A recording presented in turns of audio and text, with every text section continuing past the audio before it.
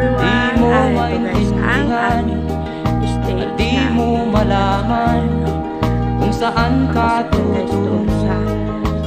Ito naman ang aming stage. Diba? Ang ganda. Kung nakamit mo na ang pangarap, Updated sila.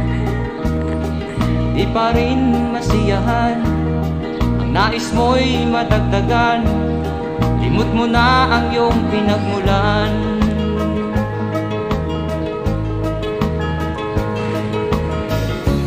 Bye.